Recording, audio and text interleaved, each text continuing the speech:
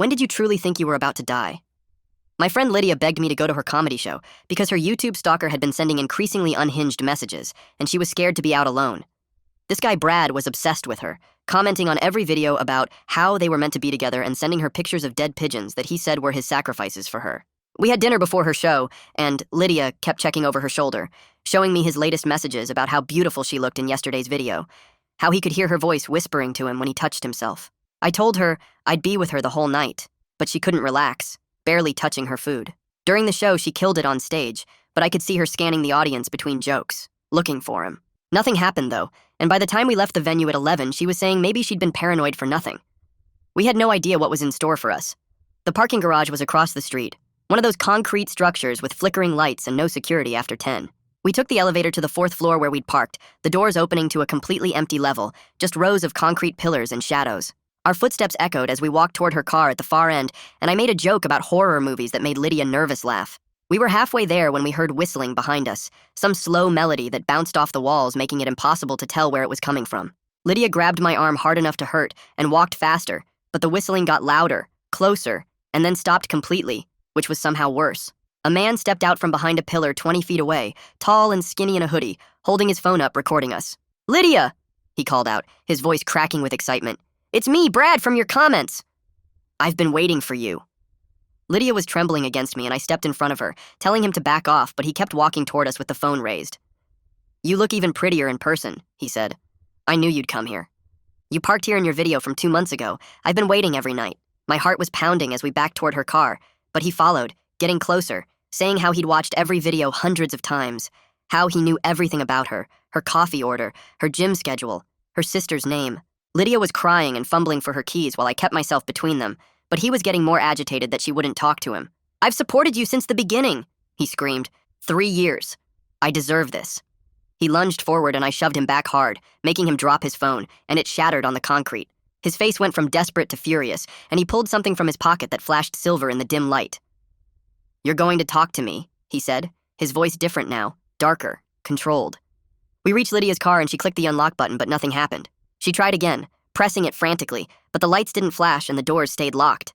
Brad was 10 feet away now, and I could see it was a knife in his hand, one of those hunting knives with a serrated edge. Lydia tried her physical key, but it wouldn't turn, like something was jammed in the lock. She was hyperventilating, pulling at the door handle desperately. Brad laughed and held up something in his other hand, a small device with a blinking red light saying, "Signal jammer," and superglue in the locks. "We're going to have that conversation now." He moved closer and we backed against the car with nowhere to go. The garage was empty, no cameras, no help, just concrete and shadows, and this man who'd been studying Lydia's life for months. My mouth was completely dry, and I could feel sweat running down my back despite the cold garage air. He pressed the knife tip against the car window, dragging it along the glass with a horrible screech, saying, "I've been so patient, so understanding, but you never even acknowledged me. Not one reply in 3 years." Lydia was sobbing, and I tried to call 911 but had no signal, the jammer killing our phones completely. Brad smiled at this and said, "It's just us now. Finally, the way it should be." I tried to think of something, anything, but my mind was blank with panic. He grabbed Lydia's wrist and yanked her toward him, and she screamed, the sound echoing through the empty garage, bouncing off concrete walls, but there was no one to hear. I grabbed his arm trying to pull his hand off, but he slashed at me with the knife, catching my palm, the blade going deep, blood immediately running down my arm and dripping onto the concrete. The pain was sharp and hot and made me dizzy. He had Lydia pressed against the car now, the knife at her throat, whispering how they were meant to be together, how he'd make her understand, how he'd prepared everything for this moment. She was trying to turn her head away, but he grabbed her chin, forcing her to look at him, and I could see a thin line of blood where the knife was pressing into her neck. I grabbed his wrist, holding the knife with my good hand, but he was stronger than he looked, wiry muscles under the hoodie, and the blade was getting closer to her skin, already drawing more blood. My injured hand was useless, throbbing and slippery with blood, and I could feel myself getting weaker. We were trapped between him and the dead car, no phones, no help. My grip on his wrist was getting weaker by the second, and blood from my cut hand was making everything slippery. The knife edge pressed harder against Lydia's throat, and I could see the thin red line getting longer, her eyes huge with terror as she tried to pull away but couldn't move. Brad was pushing forward with all his weight, and my arm was shaking from the strain, knowing I had maybe 5 seconds before he overpowered me completely. Without thinking, I brought my knee up as hard as I could into his groin, and he made this awful gasping sound, doubling over just enough for his grip to loosen. Lydia twisted away from the knife and stumbled backward while I grabbed Brad's hoodie and pulled him down with me, both of us hitting the concrete hard enough to knock the wind out of me. The knife went flying across the garage floor with a metallic scraping sound, and Brad immediately tried to scramble after it, but I grabbed his leg and yanked him back. We rolled across the cold concrete, him trying to get on top of me while I used my legs to keep him off, my cut hand completely useless now, just throbbing and weak. Brad was stronger than he looked, all wiry muscle under that hoodie, and he managed to get his hands around my throat for a second before I bucked him off. The knife was maybe 10 feet away, and we both saw Lydia running for it at the same time. She grabbed it before Brad could reach it and backed away holding it with both hands shaking, so bad I thought she might drop it. Brad froze when he saw her with his weapon, and his face went from rage to total confusion, like his brain couldn't process this reversal, like in his fantasy she was never supposed to fight back. He started to stand up, but I managed to get behind him and wrapped my good arm around his neck, locking it in place with my other arm, even though my injured hand screamed in pain. Brad clawed at my arm and tried to throw me off, thrashing around like crazy, but I held on knowing if I let go we were both dead. He was making these choking sounds, and his fingernails were digging into my forearm, drawing blood, but I squeezed harder, using my legs to keep him from getting leverage to flip me. It felt like forever, but was probably only 30 seconds before his struggles started getting weaker, and then he went completely limp in my arms. I held on for another few seconds just to be sure he was really out before letting him drop to the concrete. My whole body was shaking, and I could barely stand, having to use the car to pull myself up and leaving bloody handprints all over the white paint. Lydia dropped the knife like it burned her and ran over to help me, both of us looking back at Brad, who was sprawled on the concrete, but already starting to groan and move a little. We stumbled toward the stairwell as fast as we could, because the elevator might trap us if he woke up and caught us in there. Brad was making more noise behind us now, starting to come around, and we moved faster, even though my legs felt like jelly and Lydia was crying so hard she could barely see. The stairwell door was heavy, and I had to lean my whole body weight against it to push it open. As soon as we got through, Lydia pulled out her phone and started pressing buttons, finally getting a signal now that we were away from that jammer thing Brad had. She called 911, and her voice was high and shaky as she told them we were in the parking garage across from the comedy club, and someone had attacked us with a knife. I leaned against the wall, trying not to pass out from the pain in my hand and the exhaustion hitting me all at once, keeping my back pressed against the door in case Brad tried to follow us. The operator was asking Lydia questions and telling her to stay on the line while they sent units, and I could hear her trying to explain about the stalker and the knife and my hand being cut. Through the door, we could hear Brad yelling now, his voice echoing in the garage, screaming Lydia's name over and over and saying she'd regret this, that they were meant to be together, that she was making a mistake. But he didn't try to come through the door, probably still too dizzy from being choked out, or maybe he was looking for his knife. The operator kept Lydia talking, asking about our injuries and exact location, and I pressed harder against the door even though Brad hadn't tried to open it yet. My hand was dripping blood on the stairwell floor, and I was getting lightheaded, but I kept my weight against that door. Then we heard the sirens, quiet at first, but getting louder fast, and the operator said units were pulling into the garage right now. The sirens echoed through the concrete structure, and we could hear car doors slamming and radios crackling and voices shouting commands. 2 officers found us in the stairwell within maybe a minute, one of them immediately calling for paramedics when he saw all the blood, while the other one got on his radio saying they had 2 victims secure and needed backup on the 4th floor. They asked where Brad was, and Lydia pointed up, saying he was still in the garage with a knife somewhere, and 3 more officers rushed past us heading up the stairs with their hands on their weapons. We could hear them shouting at Brad to get on the ground, then some scuffling sounds, and finally one of them radioed that they had the suspect in custody. The paramedic came up the stairs a minute later and took one look at my hand before pulling out a roll of gauze and telling me to sit down on the concrete steps. She wrapped it tight, while Lydia stood next to the officers telling them everything that happened, her voice steady even though I could see dried blood on her neck from where Brad's knife had pressed. They brought Brad down the stairs in handcuffs, and he kept his head down, not looking at either of us as they loaded him into the back of a patrol car. The paramedic said I needed stitches and probably surgery based on how deep the cut was, and they loaded us both into an ambulance even though Lydia said she was fine. At the hospital, they put us in beds next to each other in the emergency room, and a doctor named Grayson Wyatt came in to look at my hand, moving my fingers around and shaking his head. He numbed it with a shot that hurt worse than the cut itself, and started stitching while explaining that the knife had hit some nerves and I'd need surgery to fix the damage properly. Lydia sat on the bed next to mine, getting her neck cleaned and bandaged by a nurse, both of us not saying much, just sitting there processing what had happened. Detective Selena Rios showed up about an hour later with her phone out to record our statements, pulling a chair between our beds and asking us to start from the beginning. She was patient when we had to stop a few times, especially when Lydia started crying again, talking about Brad holding the knife to her throat, and she gave us water and tissues and said we could take as many breaks as we needed. After we finished telling her everything, Selena explained the charges they were filing against Brad, counting them off on her fingers as assault with a deadly weapon, false imprisonment, and stalking. She said the signal jammer and superglue in the locks showed clear planning that would make the charges stick hard in court. Lydia called her brother Jace from the hospital phone, since our cells were still dead from that jammer thing, and I could hear him yelling through the receiver before she even finished explaining what happened. He said he was driving up from his city right away, that he'd be there in 3 hours, and when he showed up, he was mad as hell, but focused on taking care of Lydia, saying he'd stay as long as she needed him. The next day, Selena picked us up to go back to the garage to get Lydia's car, which still had the superglue jammed in all the locks. The crime scene tape was wrapped around a section of the 4th floor, and there were still bloodstains on the concrete that made my stomach turn. Mine and Lydia's mixed together in dark spots. A locksmith had to drill out all the locks and replace them, while we stood there trying not to look at the tape or the blood, and we left as soon as the car was working again. Pierre LeBlanc called Lydia's phone that afternoon to check on her, saying he'd heard what happened from one of the cops who came by the club asking questions. He kept saying how horrible it was, and that he wanted to help, offering to pay for security guards at all her future shows so she'd feel safe performing again. 3 days after the attack, we had to go to the courthouse for Brad's arraignment, sitting in the back row while his public defender Rex Gibbs stood next to him at the defendant's table. Brad pleaded not guilty to all charges, even though we'd literally caught him with the knife, and the judge set his bail at $200,000 with a no-contact order if he somehow posted it. After court, a woman named Kira Nicholson from Victim Services found us in the hallway and brought us to a small office to explain how everything would work going forward. She helped Lydia fill out paperwork for a restraining order and gave her a folder full of information about counseling services and support groups for stalking victims. Kira was calm and organized, walking us through each step of what would happen with the criminal case and making sure we understood our rights as victims. My hand surgery got scheduled for the following week, and the surgeon warned me during the consultation that I might not get full feeling back in my fingers because of how the nerve damage looked on the scans. The bills were already starting to come in, hundreds of dollars even after insurance, and I tried not to think about how much the surgery itself would cost. Lydia stayed with Jace at his hotel that whole week, too scared to go back to her apartment alone, jumping every time someone knocked on the door or walked too close behind us on the street.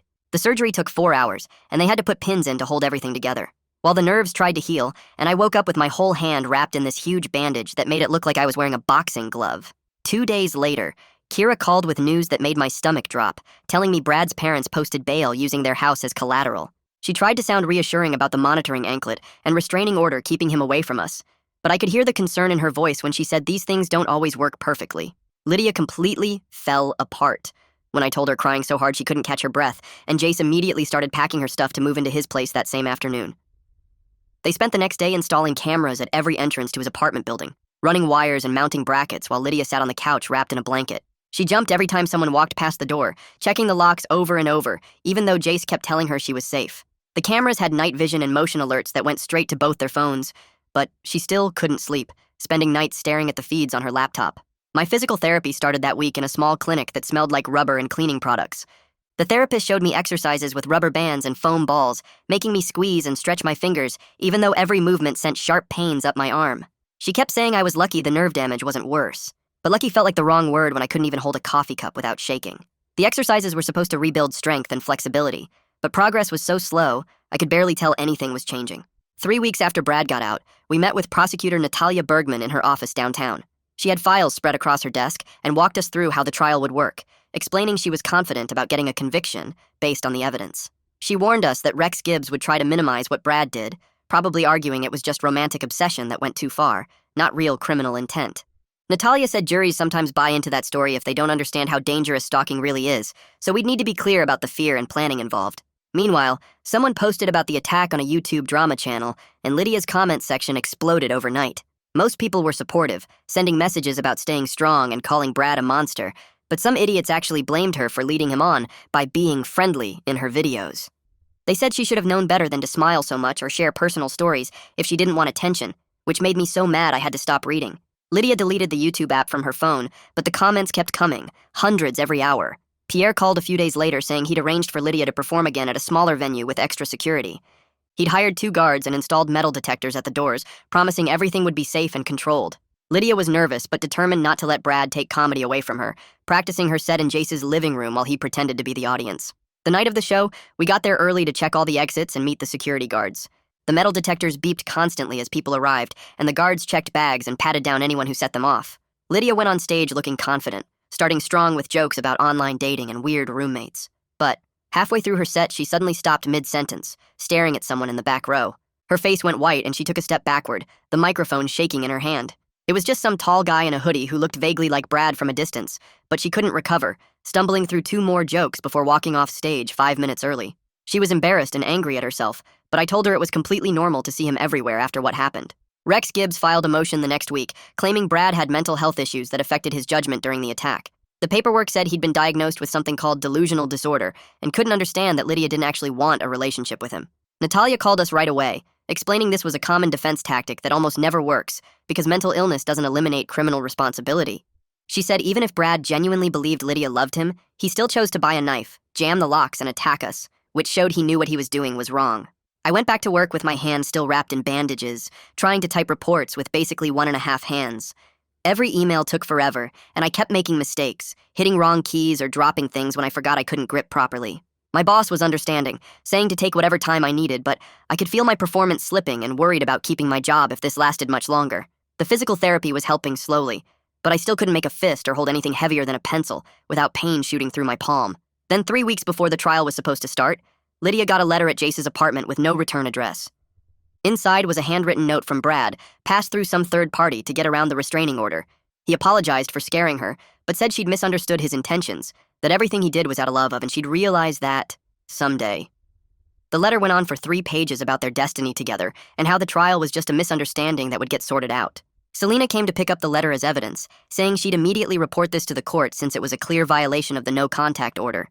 She looked tired and frustrated, mentioning that Brad's parents had been calling the station, claiming their son was persecuted for being in love. The next morning, Natalia called to say she'd filed an emergency motion about the letter, and the judge wanted to see us that afternoon. We drove to the courthouse and waited outside the courtroom, while Brad's parents sat across from us, his mother crying into tissues. The bailiff called us in, and Brad was already there in an orange jumpsuit, looking thinner than before, with dark circles under his eyes. The judge read the letter out loud, his voice getting harder with each line about destiny and misunderstandings.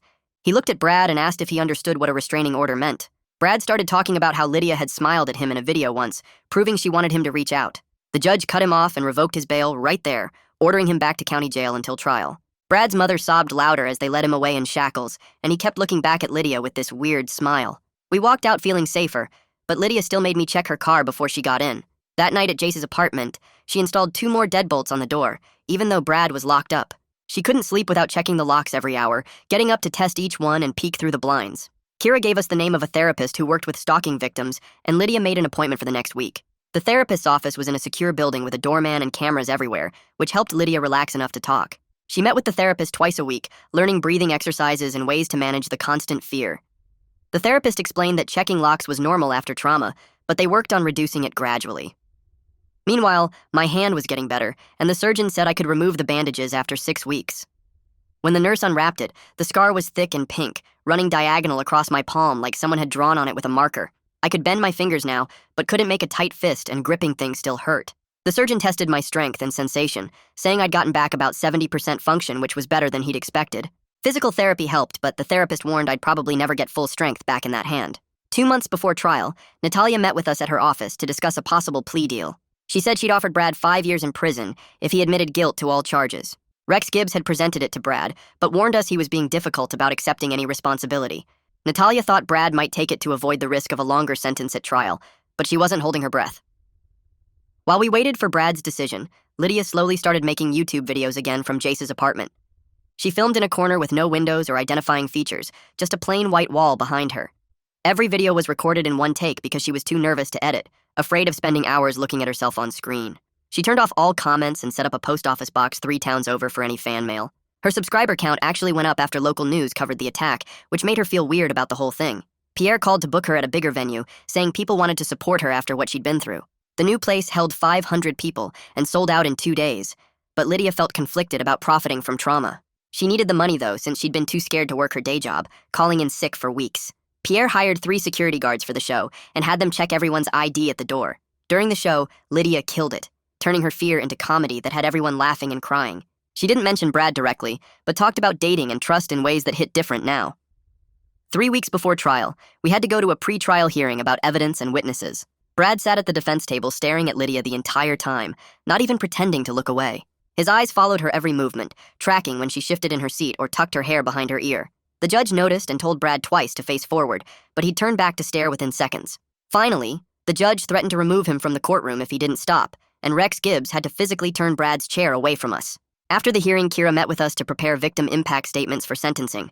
She gave us worksheets with questions about how the attack affected our daily lives, our work, our relationships, Writing it all down was harder than I expected, seeing the list of ways Brad had changed everything. My hand cramped up trying to write with a pen, so I had to type one-handed on Kira's laptop. Lydia broke down twice trying to describe her fear, having to take breaks to walk around the building. Kira said these statements would help the judge understand the real impact during sentencing if Brad got convicted. The next week, Natalia called with frustrating news about the plea deal. Brad had rejected it completely, insisting on going to trial because he believed Lydia would forgive him once she heard his side. Rex Gibbs had tried to convince him, but Brad was certain a jury would understand true love. Natalia said this happened sometimes with stalkers who couldn't accept reality, but it meant we'd definitely be going to trial. Jury selection started the following Monday, with Natalia carefully questioning potential jurors. She asked about their views on relationships, boundaries, and whether they'd ever felt unsafe. Anyone who called Brad's behavior romantic got dismissed immediately by Natalia using her challenges. She wanted jurors who understood that stalking was about control and possession, not love or romance. The process took 3 days, with Natalia and Rex Gibbs arguing over every potential juror. On Thursday morning, the judge selected 12 jurors plus 2 alternates, and we knew the trial would start Monday. That weekend passed in a blur of prep sessions, with Natalia going over our testimony one more time. Monday morning, we arrived at the courthouse to find metal detectors set up at the courtroom entrance with 3 court officers checking everyone who entered. Brad's parents were already seated in the second row behind the defense table, both of them looking older and smaller than when I'd seen them at the arraignment. His mother kept dabbing at her eyes with a tissue, while his father stared straight ahead at nothing. Brad came in wearing a suit that looked too big for him, his wrists in handcuffs until the officers removed them at the defense table. He immediately turned to scan the gallery until he found Lydia, his eyes locking onto her and not looking away. The judge came in and everyone stood. Then opening statements began, with Natalia walking the jury through what the evidence would show. She explained the months of messages, the planning with the signal jammer and superglue, and finally the attack itself. Rex Gibbs tried to paint Brad as a lonely young man whose feelings got out of control, suggesting Lydia had encouraged his attention by being friendly in her videos. After lunch, Natalia called Lydia as her first witness, and she walked to the stand with her hands shaking slightly. The clerk swore her in, and Natalia started with easy questions about her YouTube channel and comedy career. Then she moved into the stalking, having Lydia read some of Brad's messages out loud to the jury. Lydia's voice cracked reading one where Brad described watching her through her apartment window. She talked about the fear, checking over her shoulder constantly, changing her routines to avoid being predictable. When Natalia asked about the night of the attack, Lydia had to pause several times to compose herself. She described hearing the whistling in the garage, seeing Brad step out with his phone, the terror when she realized the car locks were glued shut. Rex Gibbs cross-examined her, suggesting she could have blocked Brad online or made her videos private. He asked if she'd ever thanked Brad for his support or liked any of his comments, trying to make it seem like she'd led him on. Lydia stayed calm, explaining she'd never responded to him directly, and that creators couldn't control who watched their content. The next morning, I took the stand, my scarred hand visible as I raised it for the oath. Natalia had me describe arriving at the garage, the confrontation, and Brad pulling the knife. I showed the jury my palm where the scar ran from my thumb to my pinky, still pink and raised after months of healing. Natalia put up photos on a screen showing the blood on the concrete, my hand wrapped in bloody gauze at the hospital, the knife recovered at the scene. The jurors looked sick seeing the amount of blood, one woman covering her mouth with her hand. Rex Gibbs asked if I'd been drinking that night, if maybe I'd escalated things by shoving Brad first. I explained Brad had lunged at us with a weapon, and I'd defended us, nothing more. Wednesday afternoon, Rex Gibbs called Brad to testify despite clearly not wanting to. Brad took the stand eagerly, leaning toward the microphone like he'd been waiting for this moment. He started rambling about destiny, how he and Lydia were meant to be together, how her videos were secret messages just for him. He insisted the knife was just for protection, that he'd never really hurt Lydia, that I was the violent one for attacking him. The prosecutor barely had to cross-examine him because Brad kept talking, digging himself deeper with every word. He told the jury Lydia would forgive him once she understood his love, that 3 years of devotion meant something, that they'd be together eventually. The judge had to tell him several times to just answer the questions asked. Thursday morning, both sides gave closing arguments, Natalia methodically laying out the evidence while Rex Gibbs made a weak plea for lesser charges. The judge gave the jury instructions, and they filed out to deliberate just before lunch. We waited in a conference room, Lydia pacing back and forth while I sat with my hand throbbing from the stress. 2 hours later, the clerk called us back because the jury had reached verdicts. They filed in without looking at Brad, which Natalia said was a good sign for us. The judge asked the foreman to read the verdicts, and he stood, paper shaking slightly in his hands. Guilty of assault with a deadly weapon, guilty of false imprisonment, guilty of stalking, guilty on every single charge. Brad jumped up shouting that Lydia would regret this, that she'd need him someday, that they were meant to be together. The officers grabbed him, wrestling him back into handcuffs while he kept screaming about true love and destiny. His mother sobbed while his father finally put his arm around her, both of them looking broken. The judge thanked the jury and set sentencing for 3 weeks later, remanding Brad back to custody. 3 weeks crawled by until the sentencing hearing arrived on a rainy Tuesday morning. The courtroom was less crowded this time, just us, Brad's parents, and a few reporters. Brad looked thinner in his orange jumpsuit, his hair grown out and greasy. The judge heard from Natalia about Brad's lack of remorse and continued obsession, then from Rex Gibbs about his client's mental health issues and previously clean record. The judge said he'd reviewed everything carefully, including our victim impact statements and the psychiatric evaluation. He sentenced Brad to 8 years in state prison with mandatory psychiatric treatment throughout his incarceration. He also extended the restraining order for 20 years following Brad's release, the maximum allowed by law. Brad stared at Lydia the entire time, not even reacting to the sentence. As the officers led him away, Lydia suddenly broke down completely, months of held-back emotion pouring out in huge, gasping sobs. Jace pulled her against him, holding her while she cried so hard she could barely breathe. We stayed in the courtroom for 20 minutes until she could walk, her face red and puffy, but somehow looking lighter. That Friday, Pierre closed his club to the public and invited everyone who'd supported us through the trial for dinner. Natalia came with her husband, Kira brought her partner, even Grayson stopped by after his hospital shift. We ate good food and drank wine, nobody really celebrating but just being together after something so hard. Pierre made a toast to survival and justice, though those words felt too big for what we'd been through. Over the next few months, Lydia slowly started performing again, first just 5-minute sets at open mics, then longer slots as her confidence rebuilt. She added material about the experience, turning the darkest moments into comedy that helped her process everything. The audiences connected with her honesty about fear and recovery, laughing and crying with her. My hand therapy continued twice a week, painful exercises to stretch the scar tissue and rebuild strength. The therapist said I'd reached about 85% function, which was better than initially expected, but meant I'd always have limitations. The scar would be there forever, a thick line across my palm that ached when it rained. 3 weeks later, Lydia called to say she'd found an apartment with good security on the 3rd floor of a building with cameras everywhere. Jace drove up to help her move in and spent the whole weekend installing extra locks and a doorbell camera that sent alerts to her phone. She signed up for self-defense classes at a gym downtown and went twice a week even when her schedule got busy. The instructor showed her how to break holds and where to hit to cause the most pain if someone grabbed her. I helped her practice the moves in her living room until they became automatic responses. She still jumped at unexpected sounds but refused to let fear control her life anymore. Her comedy sets got better as she worked through the trauma on stage, turning the darkest parts into jokes that made people laugh and cry. Pierre booked her for bigger venues, and she started selling out shows, her story connecting with audiences who'd been through their own scary stuff. 6 months after the attack, she headlined a 1,000-seat theater, the biggest show of her career. She stood on that huge stage and dedicated the performance to other stalking survivors, saying nobody should have to live in fear of someone who claims to love them. Half the ticket sales went to victim services to help people going through what we'd survived. The crowd gave her a standing ovation before she even told her first joke. I sat in the front row watching her own that stage, proud of how far she'd come from crying in that garage. Around that time, I met someone at physical therapy who was recovering from a car accident. She noticed my scar during exercises and asked about it without being pushy. We started talking during sessions, and she understood why loud noises made me tense up. She never got upset when I checked locks twice or wanted to the park near exits. We took things slow, but it felt good to connect with someone who got that trauma. Changes you. She came with me to Lydia's shows, and they became friends too, bonding over recovery stories. Lydia's YouTube channel exploded after she posted a video about the stalking and trial. She gained 100,000 subscribers in a month, people drawn to her honesty about surviving something terrible. She was careful, though, filming in neutral locations and never showing anything that could identify where she lived or worked. Comments stayed turned off, but she read emails from fans who shared their own stalking experiences. She made videos, responding to their questions about healing and setting boundaries with people who don't respect them. The channel became bigger than it ever was before Brad, proof that he hadn't destroyed what she'd built. One afternoon, Natalia called while I was at work to tell us Brad had been attacked by another inmate. He was in the medical wing for a week, then moved to protective custody permanently.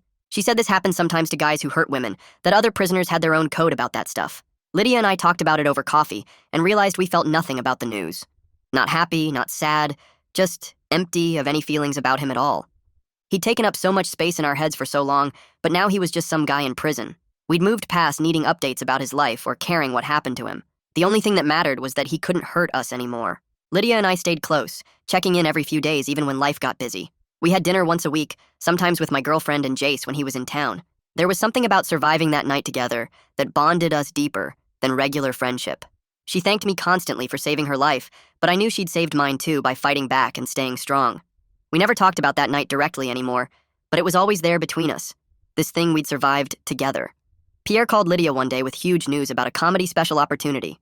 A streaming service wanted to film her next show, drawn to her story of turning trauma into comedy that helped people heal. She called me crying happy tears, saying she couldn't believe something good was coming from something so awful. She accepted the deal and started working on new material, determined to show that victims could do more than just survive. The special would reach millions of people who might need to hear that they could get through their own dark times. We celebrated at Pierre's club with everyone who'd supported us through the trial and recovery. Looking at my scarred hand holding a champagne glass, I thought about how different life was now from that night in the garage. The scar would always be there, aching when weather changed, reminding me daily of what we'd survived. But we were both living fuller lives than before, working and laughing and connecting with people who understood our story. We refused to let one violent man define our futures or make us small with fear.